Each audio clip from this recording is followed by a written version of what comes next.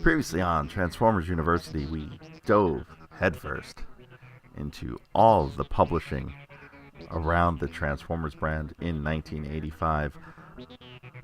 All sorts of fun coloring and activity books, and today we are choosing our own adventure. We are finding our own fate as we go a little further to Transformers books in part 3 of 1985.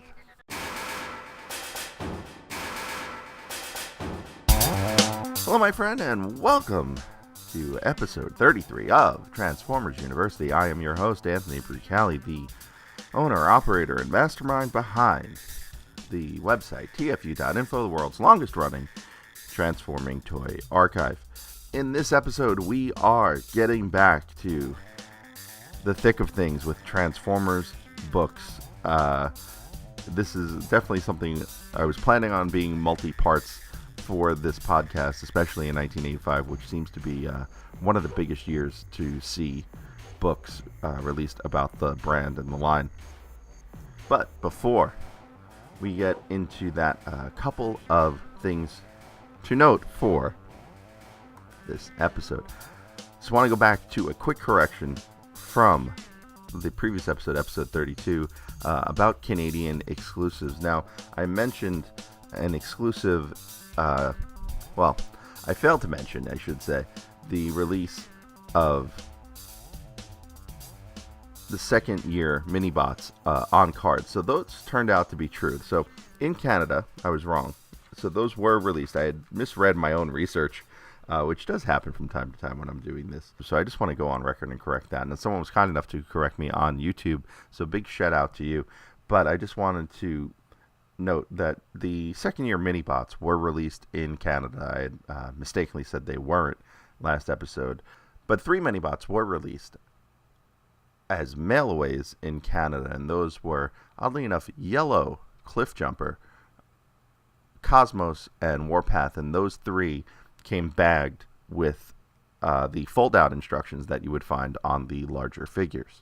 And with that out of the way, I just also want to welcome our newest Patreon student supporter, and that is Brad Pelletier. Brad is one of our new seniors over at patreon.com/TFU.INFO. That's patreon.com/TFU.INFO, where he is already getting in on some of the exclusive content we put over there, such as a poll that is up right now to something I can't even talk about on the show for a few more weeks. And that's not something that's related to Transformers University, I should say. That is something related to TFU News and Views and an upcoming event. And with that said, if you'd like to sign up over at the Patreon, patreon.com/TFU.INFO, swing on by and sign up today. And also, as it relates to the Patreon and this episode, I had planned on covering 6 Transformers books for you today. Unfortunately, I could not find 2 of those. So what I did is I dipped into the Patreon fund from my students, headed on over to Amazon, that's tfu.info/Amazon, and I picked up the 2 books I could not find, and I'm going to make those 2 books exclusive episodes for the Patreon.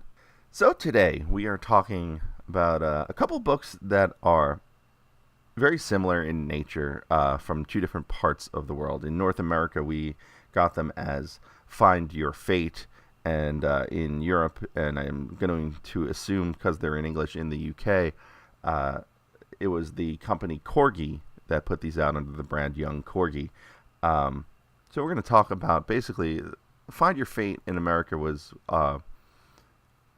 what they call game books, and we'll get into what those are in just a second. I also want to mention that we will be covering a big looker book that I missed out on in the previous books episode, and that is Decepticon, a Hijack. Actually, I had studied that book for the very first 1984 books episode, and then realized it was a 1985 book, and never finished up with it, and then forgot that it existed last time around. And thanks to the Gamer Going Gray, David Schultz, for pointing it out to me that it wasn't in the last episode. So You can thank him at GamerGoingGray on YouTube and on Twitter.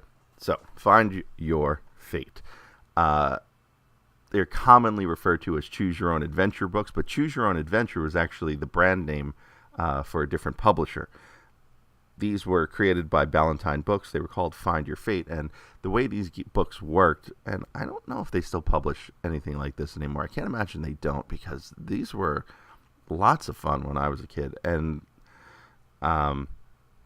they basically work as books that are written, one with multiple endings and multiple outcomes, but also with a feature where the book doesn't go in order by page number. So you would get to the end of a page, it would either tell you to continue reading, which meant turn the page, or it would tell you, it would give you a list of options, 2 choices usually, of things to do. And from those things to do, you would skip to a different page and follow the story there, and so on and so forth until you reached an ending. So there are multiple endings in some of these books.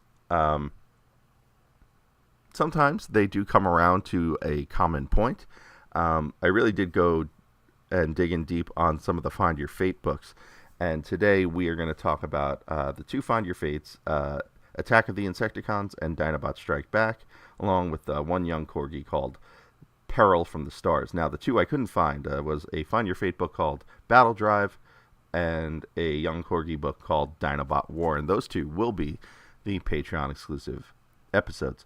The weird thing is that, at least as far as the Find Your Fate books go, they were available online pretty readily at a website called Cybertron Alliance, but that site is no more, and I do want to give a shout out to one of our Patreon students, Steve Stonebreaker, who maintains camphortree.net. So that's CAMPHORTREE.net, where you can find his archive of Transformers books, including some of the best coloring book stuff out there, as well as some links to some of these books, including Dinobots Strike Back.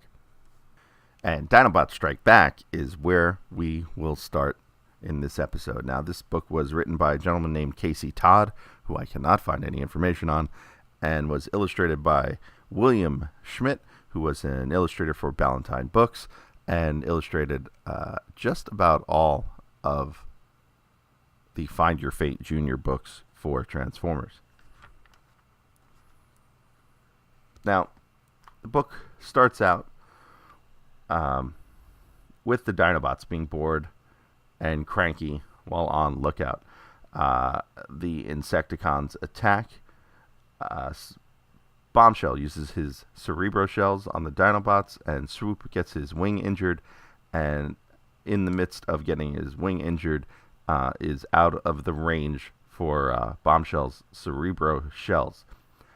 The Cerebro shells also allow the Dinobots to hear all of Bombshell's thoughts. That's kind of a new implication of the Cerebro shells in this book, and we are left with Swoop having a set of different choices. Now, one, we can have Swoop tell Optimus,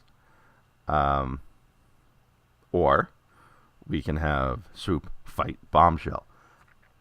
If we have Swoop fight Bombshell, I'm going to work from this one down. Bombshell threatens the other Dinobots' safety, and then in the midst of that, Swoop has 2 options: to either fly higher and attack Bombshell from above, or fly lower and attack Bombshell from underneath his insect mode. If you fly lower, you then either have to decide whether to fly over Slag or Sludge. If you fly over Slag, Swoop defeats Bombshell, threatens to crush him like the bug that he is, and the Dinobots are released and fixed. Story over. See how quick this can end? Otherwise, Sludge, if you fire over Sludge, you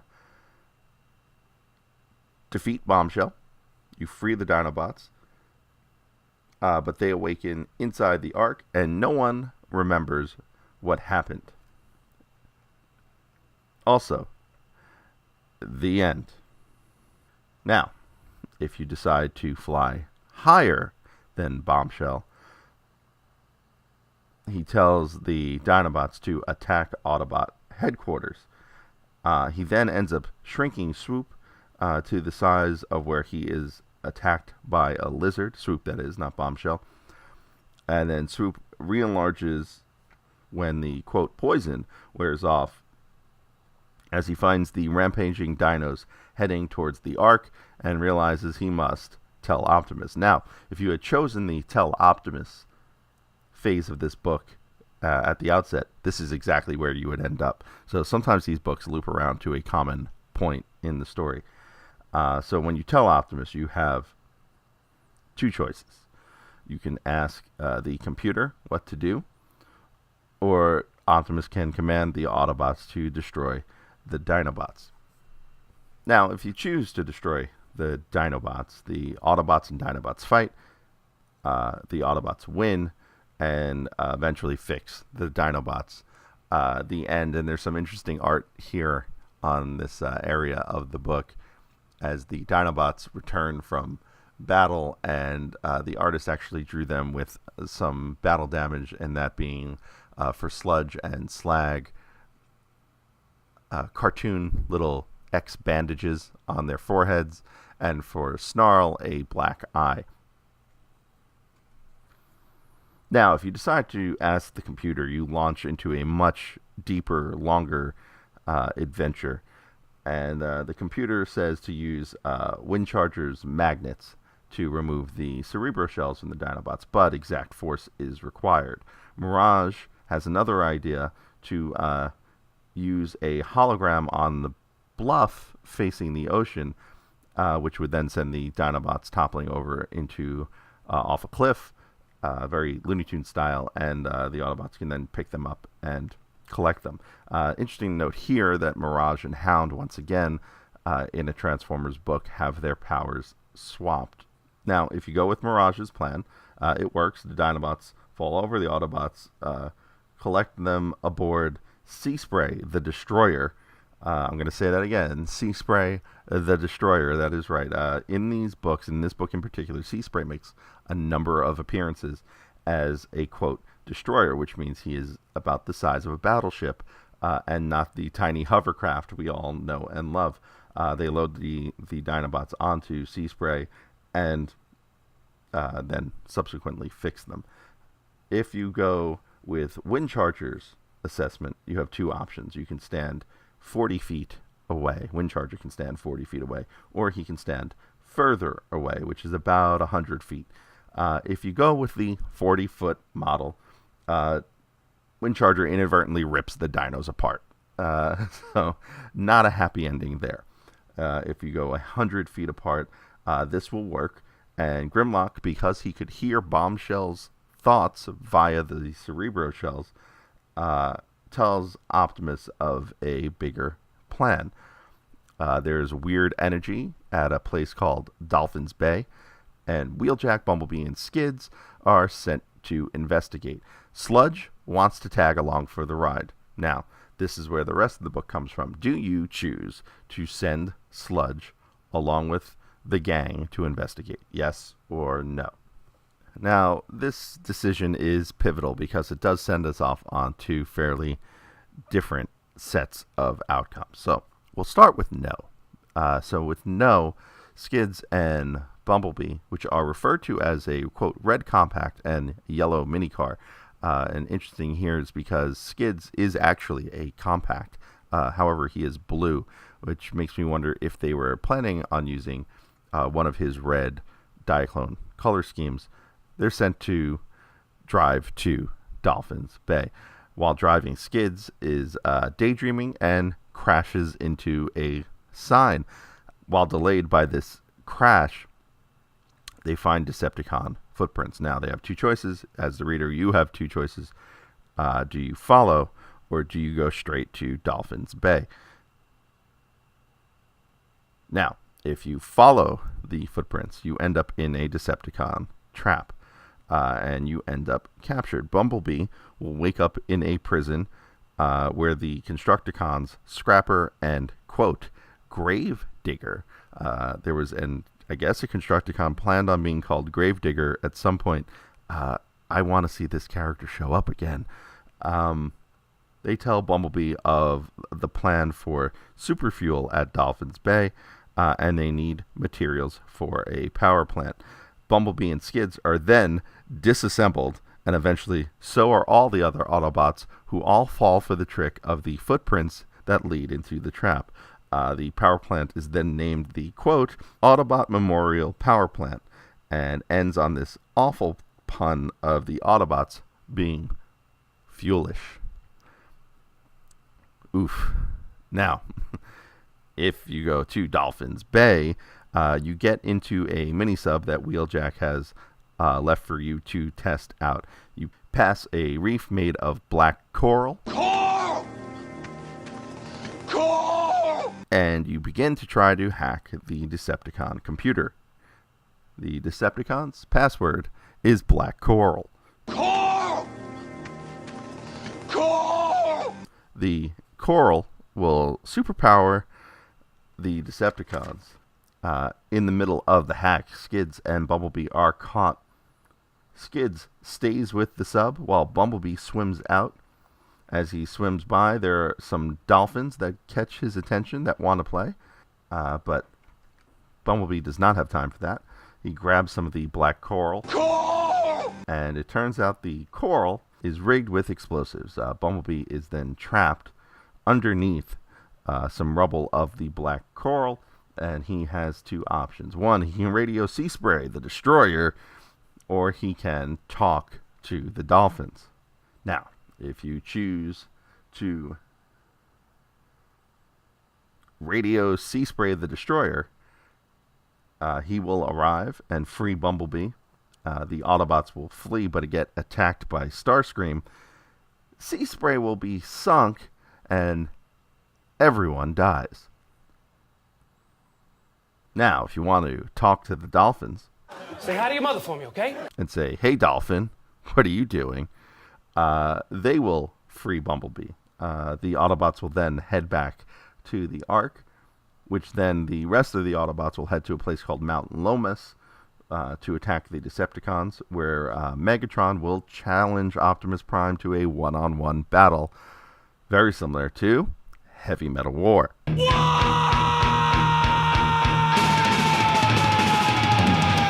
During the fight, it's interesting to note that Optimus splits into his three modes, which it's somehow alluded that the three modes form his robot mode. It's weird, but he's fighting Megatron, and then Rumble, the gray one, because this book is in black and white, starts an earthquake. The Decepticon lab is then buried in the rubble because of Rumble, and Operation Black Coral is now mocked as Operation Earthquake Mistake. And that's what happens when you don't take Sludge along with you for the ride. Now, if you decide to take the Dinobot Sludge along, include him in on the festivities, Bumblebee and Skids decide to meet Sludge at Dolphins Bay. Sludge takes a wrong turn and accidentally gets there first, and he decides to curl up and take a nap.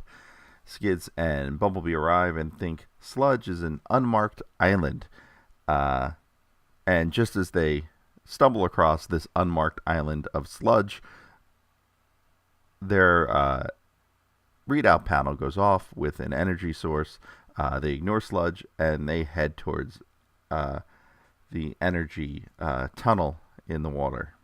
They find the Decepticon base, and Bumblebee is captured by Soundwave and Frenzy, the gray one. At this point, Skids is left to either rescue Bumblebee or get help at the Ark. So if you go with get help at the Ark, Prowl weighs in and says he wants to use the Dinobots kind of like a Trojan horse, whereas Windcharger thinks the Autobots should attack head on. And that leaves you with the choice of going with Prowl's plan or Windcharger's plan. If you go with Prowl's plan, where he sends in the Dinobots as fake quote, slaves, realizing that the Decepticons don't know that the Dinobots have been released from Bombshell's control. So the Dinobots get sent in. They then attack from the inside, and the Autobots win. If you go with Windcharger's plan, the Autobots rush in and win. We get an appearance from Topspin, who may or may not have gotten killed, and also they consider him a boat. Now, if you try to use Skids to rescue Bumblebee, Skids will get attacked by Frenzy, the gray one, and the submarine will spiral out of control. And then you're left with a choice. Should Skids destroy the circuit panel of the sub, or should he try the emergency systems? If you try the emergency systems, they fail, and they crash into sludge. Skids ends up on the beach. Sludge creates a tidal wave and frees Bumblebee with the tidal wave, and the wave destroys the Decepticon base. If you decide to go the short circuit route, the submarine crashes, knocks out Skids, and the sub sinks. The sub is then rescued by Sludge, who radios into Optimus. Optimus attacks and rescues Bumblebee. And those are all the outcomes for this Find Your Fate book. The second book in the series is called Battle Drive, written by Barbara and Scott Siegel. And this is one of the ones I could not find online. Still waiting for it to come in the mail, and I will do a special Patreon exclusive episode about that one.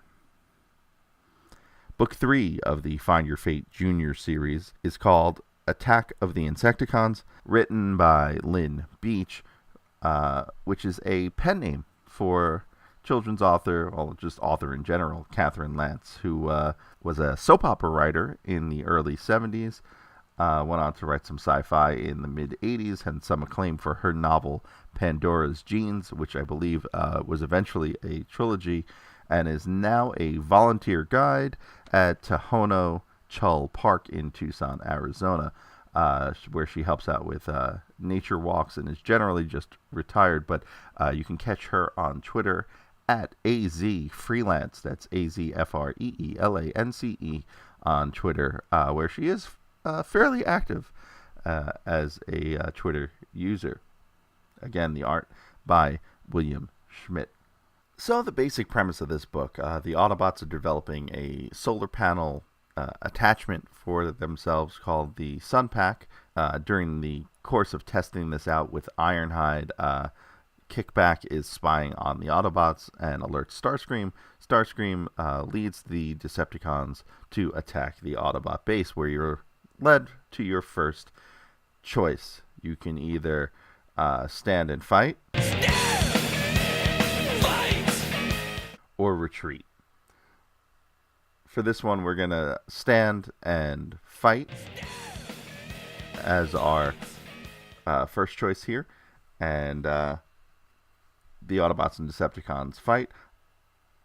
Within that, Optimus Prime has an opportunity to eliminate Starscream with all the Autobots, but to do so, he has to not protect the humans, Buster and Sparkplug, as well. So, do you attack or do you protect the humans? So, if you all attack Starscream then surrenders, and you're led to two choices here: to trust Starscream or to have Smokescreen finish off Starscream. And if you trust Starscream, he orders a Decepticon surrender, and Thundercracker does not take kindly to that, and all of the Decepticons are then ordered by Thundercracker to destroy Starscream, which they do, and then flee. So that is your quickest way out of this book.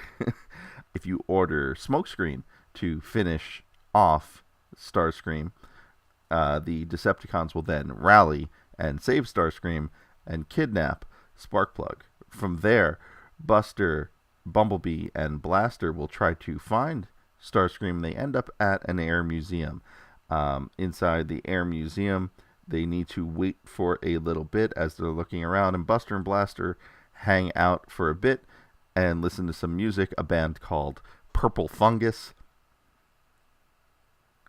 And it turns out the Decepticons are hiding in the Aerospace Museum.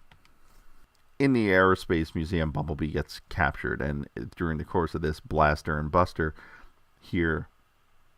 overhear Starscream's plans to take over the Decepticons. Now you're left with two options. You can either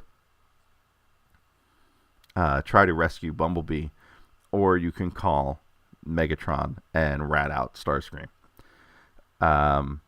If you call Megatron, Buster offers up the tape to Megatron of Starscream planning his takeover of the Decepticons in exchange for Sparkplug. Now, if you offer up that tape, you have two options. You can either play the tape for Megatron ahead of time and trust Megatron will do the right thing, or you can hold on to the tape and wait for Sparkplug to be released. Now, if you play it down, Megatron arrives and releases Sparkplug and orders Starscream to be reprogrammed. If you wait for the Decepticons to act first and release Sparkplug, Megatron will show up. He will then be on Starscream's side. They will Cerebro Shell Sparkplug, and it will damage his memory, and he will not remember how to make the Sun Pack. Now, rewind just a bit. If you, instead of calling Megatron, decide to rescue Bumblebee, there will be a fight. Starscream will accidentally get hit with a Cerebro Shell that the Autobots then control, and they will release Sparkplug. There are a lot of terrible endings for Starscream in this book so far, right? He's gotten blown up by Thundercracker, ordered to be reprogrammed, and taken over by the Autobots. Now, let's rewind back, all the way back to our first decision. Now, as I said, you could stand and fight, or you could retreat. Now, if you retreat, you end up in the same place that if you had chosen with Optimus to either attack Starscream or protect the humans, you end up in the same location. So that's where the stories converge early on. So if you decide to retreat at the outset, you'll end up here, and if you decide to protect the humans, you will also end up here. And the Autobots will flee, but they are low on energy, and they end up at a pair of tunnels. You could take the left tunnel, or you could take the right tunnel. If you take the right tunnel, you end up captured by the Insecticons and running low on power. Sparkplug comes up with a plan to use the Sun Pack to charge the Autobots for an hour by getting it up to the surface. Or you have another option. You can use the Sun Pack as a bargaining chip to negotiate your way out. Now, if you use it as a bargaining chip, the Decepticons decide they want everything you have. Buster then distracts the Insecticons, and the Autobots escape. If you decide to take it to the surface, you need to find a way out, and you have two options here. You can either take the path in front that is not blocked, or go through the water, and honestly, neither one is good. So if you take the path in front, when you're using Beachcomber at this point, Beachcomber gets lost, runs low on energy, and is killed by Megatron. If you go through the water, Beachcomber starts recharging the Sun Pack, is found by Kickback, and is then killed. So that is your options for the right tunnel, because you really should have taken the left tunnel. Now, in the left tunnel, Shrapnel steals the Sun Pack, and you have two options. You can either go back to base, or you can chase after him for the Sun Pack. Now, if you go back to base, you will lead an assault on the Decepticons and find the Sun Pack there. You have two options here. You can, once again, fight Megatron one-on-one as per Cybertronian law, and because Megatron will ask for a duel, as in Heavy Metal War.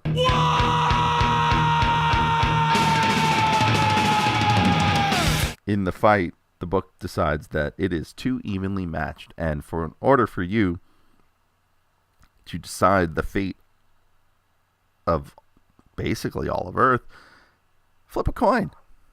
Now, if you flip a coin and it ends up heads, 12 hours later, Optimus will win. If it ends up tails, Megatron will nick Optimus's fuel line. Optimus will then surrender and then trip and fall, accidentally shooting the booby trap around the Sun Pack, and Optimus will say it was his plan all along as he destroys the Sun Pack and the Decepticons flee. I do not like that ending because it's like a dishonest way for Optimus to win, and it just doesn't seem in character. So if you decided instead of fighting Megatron one-on-one to grab and go, it actually leads you to the same place that if you had decided to get the Sun Pack coming through the left tunnel. And that will eventually lead you to battling with Megatron, where Smokescreen will create a diversion of smoke, and the Autobots will steal back the Sun Pack. And that is the long and short of this book. And I know I haven't really talked too much about the impact of these books long term on fans and our memories of them, nor have I talked much about the art. So for more on that, I'm going to toss it over to the Salty Seaman, Gabriel Owens. Hey folks, Salty Seaman here, talking about Attack of the Insecticons, a Find Your Fate Junior book, which had been, Find Your Fate was a, I'm sure Ant talks more about the series as a whole. They had a lot of different, licensed out properties. The two I knew them for are Transformers and G.I. Joe. And under which is the Find Your Fate Junior series, which I always thought as a kid was kind of I don't know, it was a command. It was trying to tell you what to do. It was like, hey man, find your fate, Junior.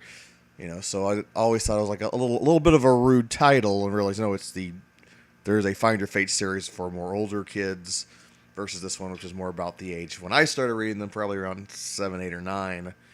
But this was my first of any of them. I distinctly remember this one being my most read because I had it since the beginning. But I would eventually get all the Transformer ones, and I think all the Joe ones that I was aware of. I may have missed a couple of Joe ones, but the Transformers ones, I definitely had all of them. Starting with this little number. Really enjoy looking back on it. As a kid, I always laughed at the artwork because being so, lavishiously, toy accurate. And, they used to always tickle me as a kid. Why they didn't go off model any. And it's like, looking at it now, and if you go and look through any of them, the art kind of varies in quality here and there. But overall, it's a very lavish, toy accurate design, and it's fun. Like going through this one, I didn't explore every option this time. I did one playthrough of it, and I won. I had Mirage and Buster stealing the Sun Pack back from the Insecticons. One of many paths you can go on to. I believe the first time I played, I refused to leave the battle till the game made me to. I was like, no, I got Optimus Prime. I'm just going to stay here and keep fighting. It's like, finally the game says, okay, you got to make another choice. And I believe I died. I had, I think it was I think I ended up with Beachcomber with a Sun Pack escaping the caves. I think gets caught by Kickback and dies. And I do remember that being a bit disturbing as a kid. I was like, oh wow, you can die in this thing. It didn't occur to me. I figured I don't know what I figured actually, but now I knew this for real. We have to make better decisions. And of course, when you own the book, you eventually go through every option. And I don't know if I didn't consciously know which way I was going to lead in any certain path, but maybe subconsciously I did, and that's why I picked a way through correct the first time here. Because they aren't always as obvious as you think they would be. Sometimes it's something that seems rash ends up to be the wise choice. Sometimes the wise, cautious choice ends up being the worst choice, as that tends to happen in these Find Your Fate books. So yeah, this is a lot of fun, and even just sitting down for 10 minutes and going through it once, because it's been a long time. But again, one of my early favorites. And don't forget, you can catch Gabe on his YouTube channel, youtube.com/recharge138. And he and I were texting back and forth about these books just a little bit when I told him I was doing this episode. And funny thing is, his mom and my mom, they both had the same philosophy, I guess, for us growing up. And that is, at least as far as my mom would say, she didn't care what I was reading as long as I was reading something. And I think that has certainly lasted with me my entire life. And it was kind of fun to see that Gabe's upbringing kind of had the same touch on him. And that's a great thing about these books. Yeah, you're reading about Transformers, even comic books or whatever. As long as you're reading something, you're still reading. And so for those of you out there who have kids who ask about your comics, certainly make sure their eyes are on the words as much as the pictures. And from that, we're going to move on to another book very similar to these Find Your Fate books, and that is the Young Corgi series of books. And this particular title, Peril from the Stars, was written by Dave Morris, who wrote all of the Transformers Young Corgi books, and art by British illustrator Bob Harvey. Harvey? Oh, Harvey! Now, the interesting thing about these books is that they are written entirely in the second person. The outcomes aren't as varied as the Find Your Fate books. A lot of the time they end up back in the same place by going different paths. So we may get through these fairly quickly. Now, in this book, you are a kid, and you are with your Uncle Jack and Aunt Sue. Their last name is Richards, which means this is Sue Richards, not the Invisible Woman from the Fantastic Four, but they are astronomers. And in the story, you end up meeting Jazz, and that pretty much informs your decisions. Now, to get to the ending, Bombshell and Starscream will show up. Starscream will call down a, quote, weapons pod from space. And it's weird that they call it a weapons pod because it feels like it should be something that's loaded with weapons. But instead, it is more of a bomb, really. It's a missile. And Starscream mentions it will hit Earth like a meteorite. That would be bad for all of Earth if that were to actually happen. But through the course of the book, you end up having an option to get this meteorite sent on a poor path, the wrong path, if you will, because Starscream has a homing device that is signaling the meteorite. Now, if you steal away the homing beacon, Starscream will flee, and you have the option to throw the homing beacon at Starscream, which will then force the weapons pod to hit him in the wing. Or you can tell Jazz you have the homing beacon, which he will then destroy, which then sends the weapons pod crashing into the ocean. Or you can not tell anyone you have the homing beacon, which is a bad idea, because the weapons pod crashes through the building you're in and everyone dies. And that is basically the entire book, because all of your decisions all lead to basically the point of having the homing beacon. Now, as I mentioned earlier, there's another Young Corgi book we were going to do in this episode, and that is called Dinobot War. And once that makes its way across the Atlantic to me, that will be a Patreon exclusive episode, hopefully longer than the 2 minutes and change I just spent on Peril from the Stars. All right, now on to the final book, another great big looker book with some awesome art. And for those of you who may not remember the previous episode we did on these big looker, they are made by Marvel Books. This one is called Decepticon Hijack. It is written by Regina Wayne, illustrated by John Spears, and it starts with the Autobots reconstructing their base. Some of the Autobots are damaged, including the Dinobots. The Decepticon jets are menacing the Autobot base by flying over it very loudly. Optimus receives a message from Shooting Star, an Autobot who transforms into a satellite and is orbiting Earth. And this is sort of the Sky Spy, but not exactly. So Shooting Star is a named character, and he's given thoughts and emotions in the few mentions of him in this book, which we never got for the Sky Spy or anything similar to it. So this is an interesting character that we have never seen before and will not see again. Shooting Star sees Blitzwing about to attack an oil truck and radios the Autobots available to go on site. So Optimus, Bumblebee, Prowl, Mirage, Sunstreaker, they all show up as Blitzwing shorts out the truck's electrical system.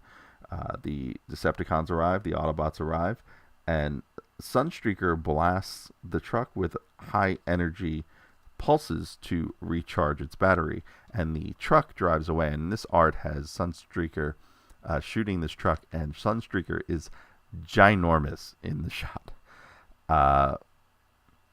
Megatron tries to grab the truck to keep it from driving away. This is all over one truck, by the way.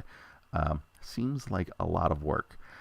Swoop arrives and attacks, and Swoop's art is certainly very interesting here as well, as he has a red hair mohawk thing going on in dinosaur mode that just needs to be seen. And again, swing by cam4tree.net to check out the scans of this book. So Swoop drops a bomb on Megatron, though it is described very oddly. I will read the quote to you. It is, Swoop dropped an air-to-air missile with the power of 5,000 pounds of TNT. The Decepticons were crushed into a pile of metal rubble, so on and so forth. So I'm not quite sure how Swoop drops, quote, an air-to-air missile, because that would be air-to-ground, not air-to-air. In the process, he blows up Megatron, but not the Earthlings, and Megatron is left in pieces. So Swoop mentions that he is there to serve Optimus, and he actually speaks in a normal speech pattern, which is kind of par for the course for Marvel. Starscream decides that if the Decepticons can't have this one oil truck, no one can. So he blows up the truck, and then the Decepticons retrieve their wounded, which is pieces of Megatron, basically. And it's a bunch of really strange-looking Decepticons that I can't place as any particular toy. So there are a bunch of generics picking up pieces of Megatron that look nothing like Megatron. Again, the quote in the book is, meanwhile, a small rescue squadron of Decepticons carried off the metal remains of Megatron-ravaged Bombshell, Longhaul, and Blitzwing. So lots of Decepticons got blown into itty-bitty bits during this fight over one oil truck. Swoop is honored by the Autobots, and that is Decepticon Hijack. And that will also wrap up this edition of Transformers University. I am your host, Anthony Bricali. If you want to keep up with me and the show, best place to do it is on Twitter, twitter.com/TFU_info or at TFU_info. And, of course, on Facebook, on Instagram, search out TFU.info. TFU.INFO is the username there. YouTube.com/TFU.INFO. Please like and subscribe. If you'd like to sign up for the Patreons, patreon.com/TFU.INFO. And, of course, on the web, www.tfu.info, the world's longest-running transforming toy archive. Next time on the show, we are going to wrap up our Season 2 introductions to the voice cast as we do Season 2, Part 4 overall, I believe, of Meet the Cast of the Generation 1 cartoon. Till next time, I'm Anthony Bricali. See ya.